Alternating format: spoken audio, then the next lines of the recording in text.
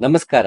ಮೊದಲು ಧಮ್ಮಪದದಲ್ಲಿ ಜೋಡಿ ವಗ್ಗ ಅಂತ ಬರುತ್ತೆ. ಅದರಲ್ಲಿ ಹೆಚ್ಚಾಗಿ ಮನಸ್ಸಿನ ಸಂಬಂಧಪಟ್ಟ ಹಾಗೆ ಹೇಳುತ್ತೆ. ತದನಂತರ ಅಪ್ಪಮಾದ ವಗ್ಗ ಅಂತ ಶುರು ಆಗತ್ತೆ. ಅಂದ್ರೆ ಅಂದ್ರೆ ಎಚ್ಚರಿಕೆಯ ವಗ್ಗ. ಅಂದ್ರೆ ಅವನು ಅರಿವಿನ ಗುರು ಬುದ್ಧ. ಎಚ್ಚರಿಕೆಯಿಂದ ಇರೋದ್ರ ಬಗ್ಗೆನೆ ಹೆಚ್ಚು ಅವನು ಒಲವು ಕೊಟ್ಟ, ಒತ್ತು ಕೊಟ್ಟಿದ್ರಿಂದ ಮೊದಲು ಮನಸ್ಸು ಹೇಗೆ ಅನ್ನಮಯ ಕೋಶ, ಮನೋಮಯ ಕೋಶ, ಅನ್ನಮಯ ಕೋಶ, ಪ್ರಾಣಮಯ ಕೋಶ, ಮನೋಮಯ ಕೋಶ, ವಿಜ್ಞಾನಮಯ ಕೋಶ, ಆನಂದಮಯ ಕೋಶ ಅಂತ ಹೇಳ್ತೀವಿ. ಈ ಮನೋಮಯ ಕೋಶದಿಂದ ನಾವು ಅದನ್ನ ನೋಡ್ಬೇಕು, ಆ ಮನಸ್ಸನ್ನ ತಿದ್ಕೋಬೇಕು ಅಂತಂದ್ರೆ, ಮನಸ್ಸನ್ನ ತಿದ್ಕೋಬೇಕು ಅಂತ ಬುದ್ಧ ಹೇಳ್ದ. ಹೇಗ್ ತಿದ್ಕೋಬೇಕು ಅಂದ್ರೆ ಅರಿವಿನ ಮಾರ್ಗ. ಮೊದಲು ನಾವು ಅರಿವನ್ನ ತಿಳ್ಕೋಬೇಕು. ಮನಸ್ಸನ್ನ ಹಸನು ಮಾಡ್ಕೋಬೇಕು ಅಂತ ಗೊತ್ತಾಯ್ತು. ಹಸನು ಹೇಗಾಗತ್ತೆ ಅಂದ್ರೆ ಅರಿವಿನಿಂದ ಸಾಧ್ಯ. ಅರಿವಿದ್ರೆ ಎಲ್ಲವೂ ಸಾಧ್ಯ. ಹಾಗಾಗಿ ಮೊದಲು ಜೋಡಿ ವರ್ಗದಲ್ಲಿ ಮನಸ್ಸಿನ ಸಂಬಂಧಪಟ್ಟ ಹಾಗೆ ನಾವು ಯಾವ ರೀತಿ ಪಂಚಶೀಲವನ್ನ ಪಾಲಿಸ್ಬೇಕು, ಯಾವ ರೀತಿ ಒಳ್ಳೆಯ ಗುಣಗಳನ್ನ ನಾವು ಅಳವಡಿಸ್ಕೊಳ್ಳೋಕು ಅಳವಡಿಸ್ಕೋಬೇಕು ಅಂತ ಹೇಳ್ತಾ, ಅದು ಅಳವಡಿಸ್ಕೊಳ್ಳೋದಕ್ಕೆ ನಮಗೆ ಅರಿವು ಮುಖ್ಯ.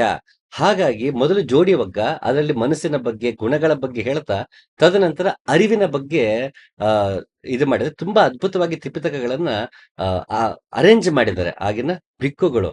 ಸೊ ಮೊದಲು ಮನಸ್ಸು ಬುದ್ಧಿ ಬಗ್ಗೆ ಹೇಳ್ತಾನೆ.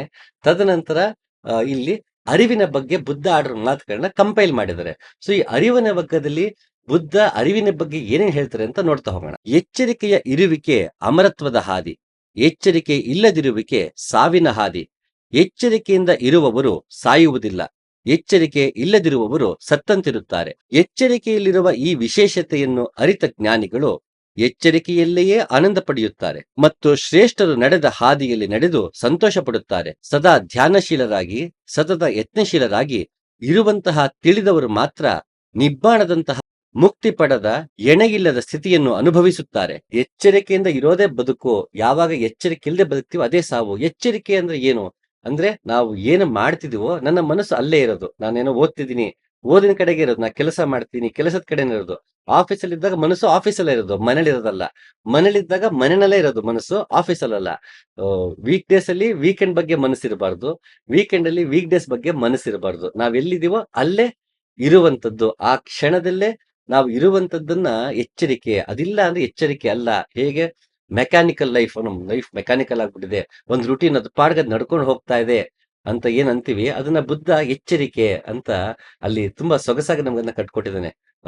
ಓಶೋ ರಜನೀಶ್ ತುಂಬಾ ಚೆನ್ನಾಗಿ ಹೇಳ್ತಾನೆ, ಹ್ಯಾಬಿಟ್ ಹ್ಯಾಬಿಟ್ ಅಷ್ಟೇ, ಗುಡ್ ಹ್ಯಾಬಿಟ್ ಬ್ಯಾಡ್ ಹ್ಯಾಬಿಟ್ ಅಂತ ಇಲ್ಲ ಅಂತಾನೆ. ಯಾಕೆಂದ್ರೆ ನನಗೊಂದು ಹ್ಯಾಬಿಟ್ ಆಗ್ಬಿಟ್ರೆ, ಏನು ಮೋಟಾರ್ ಸ್ಕಿಲ್ಸ್ ಏನಿರುತ್ತೆ, ಮೈಂಡ್ ಮತ್ತೆ ಬಾಡಿದೊಂದು ಸಿಂಕ್ರನೈಸೇಷನ್ ಇರುತ್ತೆ, ಅದು ತಾನಾಗೆ ಒಂದ್ಸಲಿ ಆದ್ಮೇಲೆ ನಮ್ಗದು ಎಚ್ಚರಿಕೆ ಇಟ್ಕೊಳ್ಳೋ ಅವಶ್ಯಕತೆ ಇಲ್ಲ. ಉದಾಹರಣೆಗೆ ನಾವು ಸೈಕಲ್ ಕಲಿತಿರ್ತೀವಿ, ಕಾರ್ ಕಲಿತಿರ್ತೀವಿ, ಅವಾಗ ನಮ್ ಪೂರ್ತಿ ಫೋಕಸ್ ಅಲ್ಲಿರುತ್ತೆ, ಕಲಿಯೋದ್ರ ಮೇಲೆನೆ ಇರುತ್ತೆ, ನನ್ ಸ್ಟೀರಿಂಗ್ ಮೇಲೆ ಇರುತ್ತೆ. ರೋಡ್ ಅಲ್ಲಿ ನಾನು ಯಾವ ಕಡೆ ಬ್ಯಾಲೆನ್ಸ್ ಮಾಡ್ಕೋಬೇಕು, ನನ್ ಗಾಡಿ ಸ್ಟ್ರೈಟ್ ಆಗಿ ಹೋಗ್ತಿದ್ಯಾ, ಅಕ್ಕಪಕ್ಕ ಗಾಡಿಯಲ್ಲಿ ಬರ್ತಾ ಇದೆ, ನನ್ ವೆಹಿಕಲ್ ಜಡ್ಜ್ಮೆಂಟ್ ಏನು, ಇದೆಲ್ಲ ಕಾರ್ ಕಲಿಬೇಕಾದ್ರೆ ಅವೆಲ್ಲ ಗಮನಿಸ್ತಾ ಇರ್ತೀವಿ. ಸೊ ಮೈ ಅಲ್ಲೇ ಇರುತ್ತೆ. ನಾವು ಒಂದ್ಸಲಿ ಕಾರ್ ಕಲ್ತ ಮೇಲೆ ನಾನು ಕಾರ್ ಓಡಿಸ್ತಾ ಫೋನ್ ರಿಸೀವ್ ಮಾಡ್ತೀವಿ, ಮಾತಾಡ್ತೀವಿ, ಆ ಕಡೆ ನೋಡ್ತೀವಿ, ಎಲ್ಲವೂ ಮಾಡ್ತೀವಿ. ಯಾಕಂದ್ರೆ ನನಗೆ ಅದು ಕಲ್ತು ಬಿಟ್ಟಿದ್ದೀನಿ. ನೆಕ್ಸ್ಟ್ ತಕ್ಷಣ ನನಗೆ ಡ್ರೈವಿಂಗ್ ಮೇಲೆ ಎಚ್ಚರಿಕೆನೇ ಹೋಗ್ಬಿಡುತ್ತೆ, ಅದ್ರ ಪಾಡ್ಗೆ ಅದ್ ಮಾಡ್ಕೊಂಡು ಹೋಗ್ತಿದೆ. ಮೈಂಡ್ ಮತ್ತೆ ಮನಸ್ಸು, ಬುದ್ಧಿ ಮತ್ತೆ ದೇಹ ತನ್ನ ಕೆಲಸ ತಾನು ಮಾಡುತ್ತೆ. ಎಲ್ಲಿಗೆ ಹೋಗ್ಬೇಕು ಅಂತ ಗೊತ್ತು, ರೂಟ್ ಗೊತ್ತಿದೆ, ನಂಗೆ ರೋಡ್ ರೂಲ್ಸ್ ಗೊತ್ತು, ಡ್ರೈವ್ ಮಾಡೋದು ಹೇಗೆ ಅಂತ ಗೊತ್ತು. ಸೊ ಮೈಂಡ್ ಅದನ್ನ ಹೇಳ್ತಾ ಇದೆ, ಅದ್ ತಕ್ಕಂಗೆ ಕ್ಲಚ್ ಎಷ್ಟು ಪ್ರೆಷರ್ ಅಪ್ಲೈ ಮಾಡಬೇಕು, ಬ್ರೇಕ್ ಎಷ್ಟು ಪ್ರೆಷರ್ ಅಪ್ಲೈ ಮಾಡಬೇಕು, ಯಾವಾಗ ಮಾಡಬೇಕು, ಇದೆಲ್ಲ ಗೊತ್ತಾಗ್ಬಿಟ್ಟಿದೆ. ಗೇರ್ ಎಲ್ಲಿದೆ ಗೊತ್ತು ನಮ್ಗೆ, ಇಂಡಿಕೇಟರ್ ಎಲ್ಲಿದೆ ಎಲ್ಲ ಗೊತ್ತಾಗ್ಬಿಟ್ಟಿದೆ. ಬಾಡಿಗೆ ಕಣ್ ಮುಚ್ಕೊಂಡು ಕೂಡ ಅಲ್ಲಿಗೆ ಹೋಗುತ್ತೆ. ಹೇಗೆ ನಾವು ಮನೆಯಲ್ಲಿ ನಮ್ಗೆ ಸ್ವಿಚ್ ಎಲ್ಲಿದೆ, ಕನ್ನಡಿ ಎಲ್ಲಿದೆ, ಇವೆಲ್ಲ ನಮ್ಗೆ ಗೊತ್ತಿರುತ್ತೆ. ಕರೆಂಟ್ ಹೋದಾಗಲೂ ಕೂಡ ನಾವಲ್ಲಿ ಅಲ್ಲಲ್ಲಿಗೆ ಹೋಗೋದಕ್ಕೆ ಸಾಧ್ಯ ನಾವು, ಯಾಕಂದ್ರೆ ನಮ್ಗೆ ಅದು ಗೊತ್ತಿರದೆ. ದೇಹಕ್ಕೆ ಅದು ಅಭ್ಯಾಸ ಆಗಿದೆ, ಬುದ್ಧಿಗೆ ಅಭ್ಯಾಸ ಆಗಿದೆ. ಎಷ್ಟು ಮೆಟ್ಲಿಗೆ ಎಷ್ಟಿದೆ, ಏನಿದೆ, ಎಷ್ಟು ದೂರದಲ್ಲಿದೆ, ಎಷ್ಟು ಎತ್ತರದಲ್ಲಿದೆ, ಇದೆಲ್ಲ ನಮ್ಗೆ ಗೊತ್ತಾಗಿರೋದ್ರಿಂದ ಎಚ್ಚರಿಕೆಯಿಂದ ಮಾಡೋ ಅವಶ್ಯಕತೆ ಬೀಳೋದಿಲ್ಲ. ಅಂದ್ರೆ ನಾನು ಎಚ್ಚರದಿಂದ ಇರೋ ಅವಶ್ಯಕತೆ ಇಲ್ಲ. ಅದು ತಾನಾಗೆ ಸರಾಗವಾಗಿ ನಡ್ಕೊಂಡು ಹೋಗೋದ್ರಿಂದ ಅಲ್ಲಿ ಎಚ್ಚರಿಕೆ ವಹಿಸೋದಿಲ್ಲ. ನನ್ನ ಮನಸ್ಸು ಬೇರೆ ಚಿಂತನೆಗಳ ಕಡೆ ಹೋಗ್ಬಿಡುತ್ತೆ.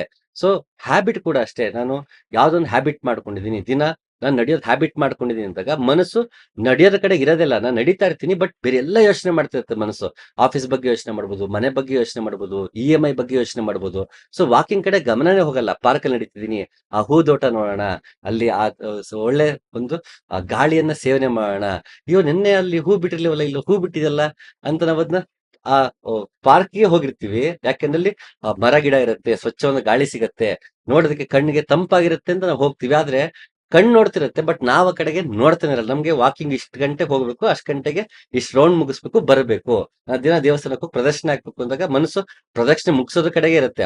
ಬೇಗ ಬೇಗ ಓಡೋಗಿ ಹೇಗೆ ಮ್ಯಾರಥಾನ್ ಅಲ್ಲಿ ಹೋಗ್ತೀವೋ ಹಾಗೆ ಪ್ರದಕ್ಷಿಣೆ ಹಾಕ್ತಿರ್ತೀವಿ ದೇವಸ್ಥಾನಕ್ಕೆ. ದಿನ ಹ್ಯಾಬಿಟ್ ಆಗ್ಬಿಟ್ರೆ ದಿನ ಎಷ್ಟು ಗಂಟೆಗೆ ಹೋಗ್ಬೇಕು, ನಾ ಪ್ರದಕ್ಷಿಣೆ ಹಾಕ್ಬೇಕು. ಹ್ಯಾಬಿಟ್ ಅಲ್ಲಿ ಮಾಡಿದಾಗ ಭಕ್ತಿ ಇರೋದಿಲ್ಲ. ಭಕ್ತಿ ಯಾಕೆ ಬರೋದಿಲ್ಲ ಅಂದ್ರೆ, ನನ್ಗೆ ಎಚ್ಚರಿಕೆಯಿಂದ ಪ್ರದಕ್ಷಿಣೆ ಹಾಕ್ತಿರಲ್ಲ. ನನ್ನ ಮನಸ್ಸು ಇನ್ನೆಲ್ಲೋ ಇರುತ್ತೆ, ದೇಹ ಮಾತ್ರ ಪ್ರದಕ್ಷಿಣೆ ಹಾಕ್ತಾ ಇರುತ್ತೆ. ಮನಸ್ಸು ಇನ್ನೆಲ್ಲೋ ಪ್ರದಕ್ಷಿಣೆ ಆಗ್ತಿರುತ್ತೆ, ಯಾವ್ದೋ ವಿಷಯದ ಸುತ್ತ ಪ್ರದಕ್ಷಿಣೆ ಹಾಕ್ತಿರುತ್ತೆ. ಆಗ ಭಕ್ತಿ ಹೋಗ್ಬಿಡುತ್ತೆ. ಮೆಕ್ಯಾನಿಕಲ್ ಆಗಿ ನಾನು ಪ್ರದಕ್ಷಿಣೆ ಹಾಕ್ತಿರೋದು. ಪಾರ್ಕ್ ಅಲ್ಲಿ ಹೇಗೆ ವಾಕ್ ಮಾಡ್ತೀವೋ, ಮನ್ಸೆಲ್ಲ ಇಟ್ಕೊಂಡು ಪಾರ್ಕ್ ಅಲ್ಲಿ ವಾಕ್ ಮಾಡ್ದಂಗೆ ನಾವು ದೇವಸ್ಥಾನದಲ್ಲಿ ಗರ್ಭಗುಡಿ ಸುತ್ತ ನಾವಲ್ಲಿ ವಾಕ್ ಮಾಡ್ತಿರ್ತೀವಿ. ಪಾರ್ಕ್ ಅಲ್ಲಿ ವಾಕ್ ಮಾಡಕ್ಕೂ ದೇವಸ್ಥಾನ ವಾಕ್ ಮಾಡಕ್ಕೂ ಏನು ವ್ಯತ್ಯಾಸವಿಲ್ದಂಗೆ ಆಗ್ಬಿಡುತ್ತೆ. ಯಾಕಂದ್ರೆ ಅಲ್ಲಿ ಎಚ್ಚರ ಇಲ್ಲ, ಇಲ್ಲೂ ಎಚ್ಚರ ಇಲ್ಲ. ಯಾವ್ದನ್ನ ಪದೇ ಪದೇ ಮಾಡ್ಬೇಕಾದ್ರೆ ಎಚ್ಚರವನ್ನ ಕಳ್ಕೊತೀವಿ. ಆಗದು ಮೆಕ್ಯಾನಿಕಲ್ ಆಗತ್ತೆ. ಯಾವಾಗ ಮೆಕ್ಯಾನಿಕಲ್ ಆಗತ್ತೆ, ಭಾವನಾತ್ಮಕವಲ್ಲ ಅಂಟುಕೊಳ್ಳು ಅಲ್ಲಿ ವ್ಯಕ್ತವಾಗುವಂತದ್ದೇ ಇರಲ್ಲ. ಅದನ್ನ ಗ್ರಹಿಸೋಕೆ ಸಾಧ್ಯವಾಗಲ್ಲ. ಆ ಕ್ಷಣದಲ್ಲಿ ನಾವು ಬದುಕೋದಕ್ಕೆ ಸಾಧ್ಯ ಆಗಲ್ಲ. ಮನಸ್ಸು ಇನ್ನೆಲ್ಲೋ ಇರುತ್ತೆ, ಇನ್ನೇನೋ ಮಾಡ್ತೀವಿ. ಆಗ ಅಲ್ಲಿ ಸಂತೃಪ್ತಿ ಕಡಿಮೆ ಆಗ್ತಾ ಹೋಗುತ್ತೆ. ನಾವು ವಿಡಿಯೋ ಗೇಮ್ ಮಾಡ್ತಿರ್ಬೇಕಾದ್ರೆ ಫಸ್ಟ್ 12 ರೌಂಡ್ ಸೋಲ್ತಾ ಹೋಗ್ತೀವಿ. ಯಾವಾಗ ರೌಂಡ್ ಅಲ್ಲಿ ಯಾವ ಮೂಮೆಂಟ್ ಅಲ್ಲಿ ಯಾವ್ದು ಏನ್ ಬರುತ್ತೆ, ಯಾವ್ದು ಅಟ್ಯಾಕ್ ಮಾಡುತ್ತೆ ಎಲ್ಲ ಗೊತ್ತಾಗ್ತಾ ಹೋದಾಗ ಮೆಕ್ಯಾನಿಕಲ್ ಆಗಿ ಗೇಮ್ ಮಾಡಕ್ ಶುರು ಮಾಡ್ಬಿಡ್ತೀವಿ. ಸೊ ಮೆಕ್ಯಾನಿಕಲ್ ಗೇಮ್ ಮಾಡಕ್ ಶುರು ಮಾಡಿದಾಗ ನಮ್ಮಲ್ಲಿ ಆ ಗೇಮ್ ಮಾಡೋ ಸಿಗೋ ಸಂತೃಪ್ತಿ ಕಡಿಮೆ ಆಗ್ತಾ ಹೋಗ್ಬಿಡುತ್ತೆ. ಸುಮ್ನೆ ದೇಹ ಮಾತ್ರ ಆ ಟೈಮಲ್ಲಿ ಕೂತ್ಕೊಂಡು ಅದ್ ಆಡ್ಬೇಕು ಅಂತ ಹ್ಯಾಬಿಟ್ ಆಗ್ಬಿಡುತ್ತೆ. ನಾನು ಎಚ್ಚರಿಕೆಯಿಂದ ಆಟ ಆಡುವುದಿಲ್ಲ. ಆಗ ಒಂದ್ ಹಂತ ಮೇಲೆ ಅದು ಹ್ಯಾಬಿಟ್ ನಮ್ಗೆ ಬೋರ್ ಆಗುತ್ತೆ. ಅವಾಗ ಆ ಗೇಮ್ ಬಿಡ್ತೀವಿ, ಇನ್ನೊಂದ್ ಗೇಮ್ ಕಡೆ ಹೋಗ್ತೀವಿ. ಹೀಗೆ ನಾವು ಎಚ್ಚರಿಕೆ ಇಲ್ಲದೆ ಪದೇ ಪದೇ ಮಾಡ್ತಾ ಹೋದಾಗ ಸಂತೃಪ್ತಿ ಒಂದು ಕಾರ್ಯವನ್ನ ಮಾಡುವಾಗ ಸಿಗುವಂತಹ ಸಂತೃಪ್ತಿ ಕಡಿಮೆ ಆಗ್ತಾ ಹೋಗುತ್ತೆ. ಯಾವಾಗ ಕಡಿಮೆ ಆಗುತ್ತೆ, ಬೋರ್ಡಮ್ ಶುರು ಆಗುತ್ತೆ. ಅವಾಗ ಎಂಟರ್ಟೈನ್ಮೆಂಟ್ ಇನ್ನೊಂದ್ ಕಡೆ ಹೋಗ್ತೀವಿ. ಸೊ ಈ ಹ್ಯಾಬಿಟ್ ಏನ್ ಮಾಡುತ್ತೆ, ಮೆಕ್ಯಾನಿಕಲ್ ಮಾಡ್ತಾ ಹೋಗುತ್ತೆ. ಹಾಗಾಗಿ ಅದು ಗುಡ್ ಹ್ಯಾಬಿಟ್ ಬ್ಯಾಡ್ ಹ್ಯಾಬಿಟ್ ಅನ್ನೋದು ಇಲ್ಲ. First of all habit it self is bad ಅಂತ ಓಶೋ ರಜನೀಶ್ ಅದನ್ನ ತುಂಬಾ ಚೆನ್ನಾಗಿ ಹೇಳ್ತಾನೆ. ಯಾಕೆಂದ್ರೆ ಹ್ಯಾಬಿಟ್ ಅಲ್ಲಿ ಎಚ್ಚರಿಕೆ ಇರೋದಿಲ್ಲ. ಪದೇ ಪದೇ ಮಾಡಿ ಮಾಡಿ ಅಭ್ಯಾಸ ಆಗ್ಬಿಟ್ಟು ನಮ್ಗಲ್ಲಿ ಎಚ್ಚರಿಕೆ ಇರೋದು. ಹೇಗೆ ನಾವು ದಿನ ಬೆಳಗ್ಗೆ ಮನೆಯಿಂದ ಆಫೀಸ್ಗೆ, ಆಫೀಸಿಂದ ಮನೆಗೆ ದಿನ ಓಡಾಡಿ ಅಭ್ಯಾಸ ಆಗಿರೋದ್ರಿಂದ ನಮ್ಗೆ ರೂಟ್ ಗೊತ್ತು, ಎಲ್ಲ ಗೊತ್ತು. ನಾನು ಎಚ್ಚರಿಕೆಯಿಂದ ಮಾಡೋದಿಲ್ಲ, ಬೇರೆ ಎಲ್ಲ ಯೋಚನೆ ಮಾಡ್ಕೊಂಡು ನಾವು ಗಾಡಿ ಓಡಿಸ್ತಿರ್ತೀವಿ.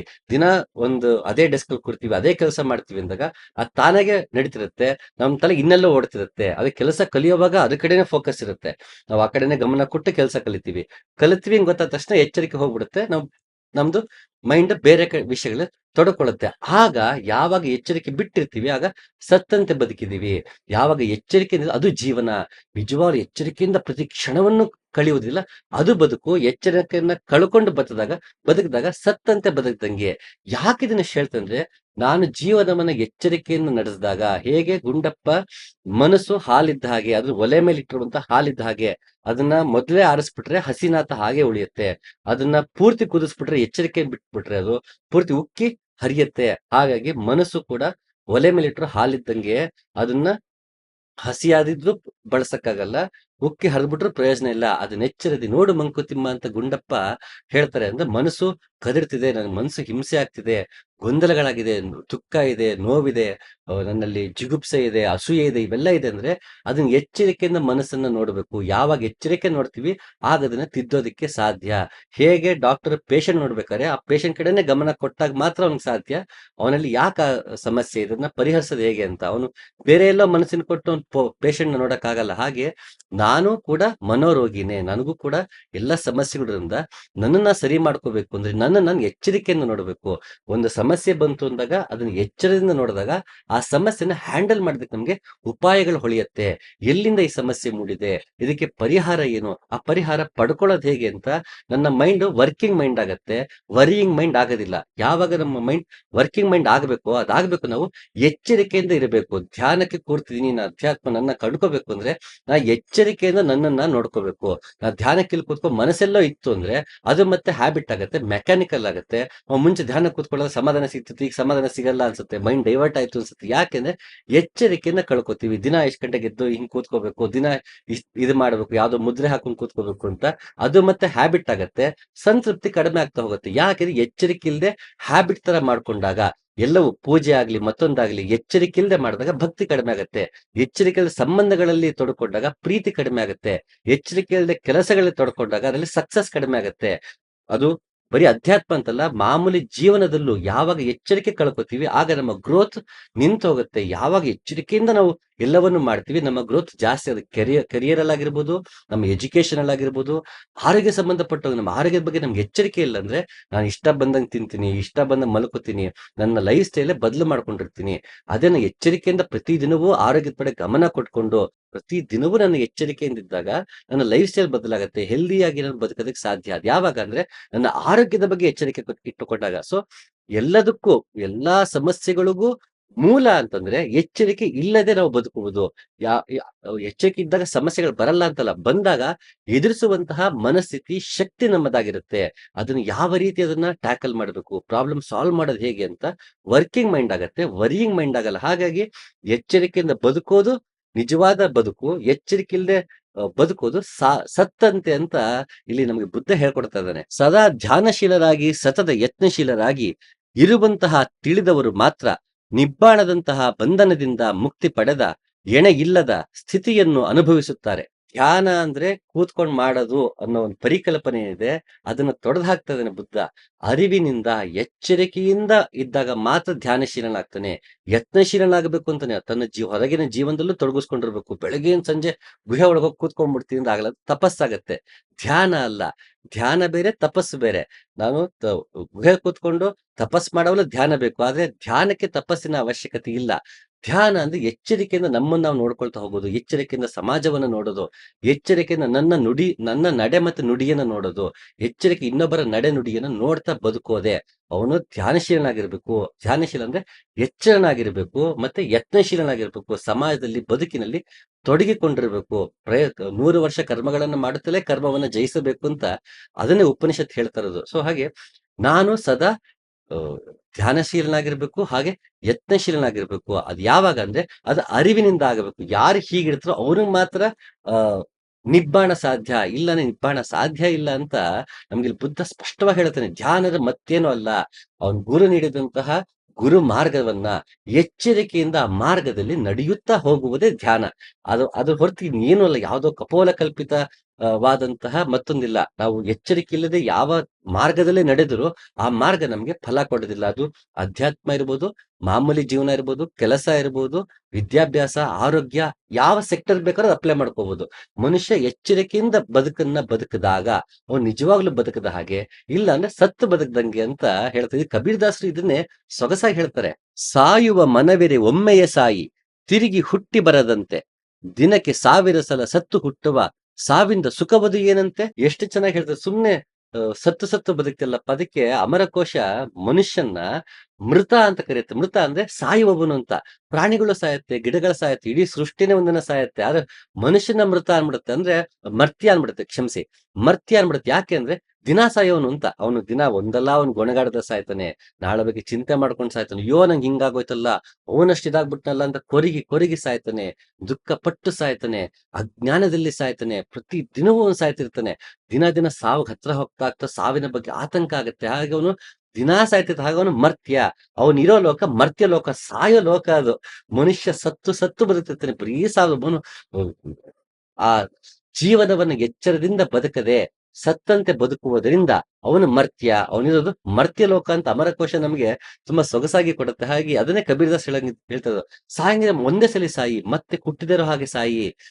ದಿನ ಸಾಯಬೇಡ, ಅಜ್ಞಾನದಲ್ಲಿ ಸಾಯ್ಬೇಡ, ಅವಿದ್ಯೆಯಲ್ಲಿ ಸಾಯ್ಬೇಡ, ದುಃಖಗಳಲ್ಲಿ, ಕೊರಗಿನಲ್ಲಿ, ಜಿಗುಪ್ಸೆಯಲ್ಲಿ, ಮದ ಮಾತ್ಸರಗಳಲ್ಲಿ ಸಾಯಬೇಡ. ಎಚ್ಚರಿಕೆಯಿಂದ ಸಾಯಿ, ಪ್ರೀತಿಯಿಂದ ಸಾಯಿ, ಅಹಂಕಾರವನ್ನು ಕೊಂದು ಸಾಯಿ ಅಂತ ಕಬೀರ್ದಾಸ್ ನಮ್ಗೆ ಹೇಳ್ಕೊಡ್ತಾರೆ. ಸಾಯುತ್ತ ಜಗ ಸಾಯುತ್ತಿದೆ, ಅವರು ಪುತ್ರರು ಸಾಯರು ಹಾಗೆ. ದಾಸ ಕಬೀರನು ಸತ್ತನು ನೋಡು, ಇನ್ನೊಮ್ಮೆ ಸಾಯದ ಹಾಗೆ. ಮತ್ತೊಮ್ಮೆ ಹುಟ್ಟಿ ಬಂದ್ರೆ ನಾ ಮತ್ತೊಮ್ಮೆ ಸಾಯ್ಬೇಕು. ಮತ್ತೊಮ್ಮೆ ಹುಟ್ಟಿ ಬರ್ದಿರೋಂತ ಸಾವು ನನಗೆ ಸಿಕ್ಕಿದಾಗ, ನನ್ನ ಅಜ್ಞಾನ ಸತ್ತಾಗ, ನನ್ನಲ್ಲಿ ಅಹಂಕಾರ ಸತ್ತಾಗ, ನನ್ನಲ್ಲಿ ಮಾಯ ಸತ್ತಾಗ ನಾ ಮತ್ತೆ ಸಾಯಲ್ಲ. ಯಾಕೆಂದ್ರೆ ಮತ್ತೆ ಹುಟ್ಟು ಬರಲ್ಲ. ಹಾಗಾಗಿ ಸಾಯಂಗೆ ಅಂತ ಸಾವು ಸಾಯಬೇಕು ಅಂತ ಕಬೀರ್ದಾಸ್ ಹೇಳ್ತಾರೆ. ನಾವು ಸತ್ತಂತೆ ಬದುಕೋದ್ರ ಬದಲು ಎಚ್ಚರಿಕೆಯಿಂದ ಬದುಕಬೇಕು. ಯಾವಾಗ ಎಚ್ಚರಿಕೆಯಿಂದ ಬದುಕ್ತೀವಿ, ಮತ್ತೆ ಹುಟ್ಟದಂತೆ, ಮತ್ತೆ ಸಾಯದಂತೆ ನಾವು ಸಾವನ್ನ ಪಡಿತೀವಿ. ಹಾಗಾಗಿ ಬುದ್ಧನ ಸಾವು ನಾವು ಆರಾಧಿಸ್ತೀವಿ. ಬುದ್ಧ ಸತ್ತಿದ್ದ ದಿನ, ಸ್ವಾಮಿಗಳ ಸತ್ತಿದ್ದ ದಿನ, ಗುರುಗಳ ಸತ್ತಿದ್ದ ದಿನ ಆರಾಧಿಸ್ತೀವಿ. ಹೇಗೆ ಸೂಫಿಗಳ ಗುರುಗಳು ಪ್ರಾಣ ಬಿಟ್ಟಿದ್ದನ್ನ ನಾವು ಅಲ್ಲಿ ಉರುಸು ಅಂತ ಆಚರಿಸ್ತಾರೆ. ಗುರುಗಳು ದೇಹ ಬಿಟ್ಟಿದ ಆರಾಧನೆ ಅಂತ ಆಚರಿಸ್ತಾರೆ. ಗುರುವಿನ ಸಾವು ನಮಗೆ ಸಂಭ್ರಮ. ಮಾಮೂಲಿ ಜನರ ಸಾವು ಸಂಭ್ರಮ ಆಗಲ್ಲ.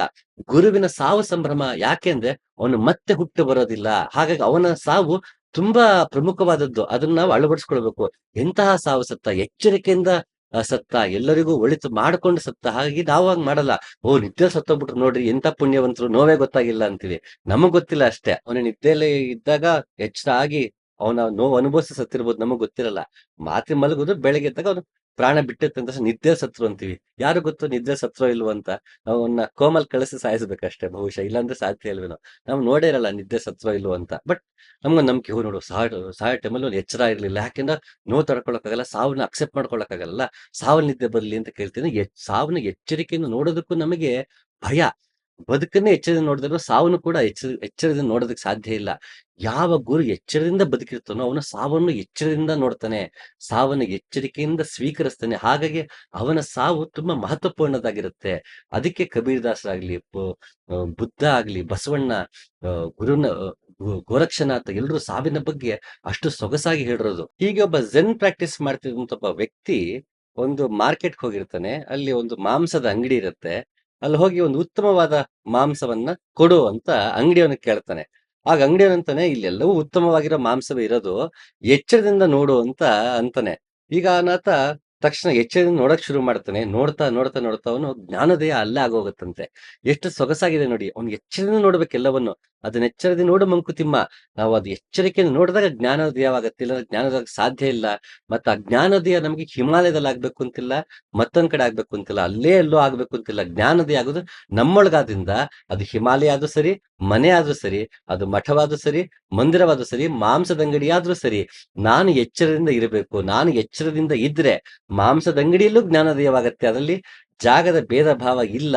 ನಾನು ಎಚ್ಚರನಾಗಿರ್ಬೇಕು. ಜ್ಞಾನ ನನ್ನಲ್ಲೇ ಇದೆ, ಅದು ನನ್ನಲ್ಲೇ ಉದಯಿಸೋದ್ರಿಂದ ನಾನು ಎಲ್ಲಿದ್ದೇನೆ ಅನ್ನೋದು ಮುಖ್ಯ ಆಗಲ್ಲ. ನಾನು ಎಚ್ಚರದಿಂದ ನೋಡುವುದಷ್ಟೇ ಮುಖ್ಯವಾಗತ್ತೆ ಅನ್ನೋದು. ಇದರಲ್ಲಿ ಹಲವಾರು ರೀತಿಯಲ್ಲಿ ಇದನ್ನ ನೋಡಬಹುದು ಕಥೆಯನ್ನ. ಈಗ ಸದ್ಯಕ್ಕೆ ಅರಿವಿನ ರೀತಿಯಲ್ಲಿ ನೋಡೋಣ. ಹಾಗೆ ಮತ್ತೊಂದು ಹೀಗೆ ಝೆನ್ ಕತೆ ಒಂದು. ಒಬ್ಬ ಗುರು ಹತ್ರ ಒಬ್ಬ ಶಿಷ್ಯ 10 ವರ್ಷದಿಂದ ಜೊತೆಗೆ ಇರ್ತಾನೆ. ಆಗ ಗುರು ಏನ್ ಮಾಡ್ತಾನೆ, ನಿನಗೆ ಗುರುಸ್ಥಾನವನ್ನ ನೀಡ್ತೀನಿ ಅಂತ ಘೋಷಣೆ ಮಾಡಿದಾಗ ಒಂದು ಖುಷಿ ಆಗತ್ತೆ. ಓ, ನಾನು ಗುರು ಆಗ್ತಿದ್ದೀನಿ, ನನಗೂ ಒಂದು ಒಳಗಡೆ ದಕ್ಕಿದೆ ಅನ್ನೋ ಒಂದು ಪೂರ್ಣ ಜ್ಞಾನ ಬಂದ್ಬಿಟ್ಟಿದೆ ಅಂತ ಏನ್ ಮಾಡ್ತಾನೆ, ಖುಷಿ ಆಗತ್ತೆ. ಅದನ್ನೊಬ್ಬ ಮಹಾಗುರುವಿಗೆ ಹೇಳ್ಬೇಕು ಅಂತ ತಕ್ಷಣ ಧಾವಂತದಲ್ಲಿ ಹೊರಡ್ತಾನಂತೆ ಆ ಮಹಾಗುರು ಹತ್ರ. ಮಹಾಗುರು ಹತ್ರ ಹೋಗ್ತಾನೆ, ಚಪ್ಪಲಿ ಬಿಡ್ತಾನೆ, ಜೊತೆಗೆ ಛತ್ರಿನೂ ಪಕ್ಕಕ್ಕಿಟ್ಟು ಒಳಗಡೆ ಹೋಗ್ತಾನೆ.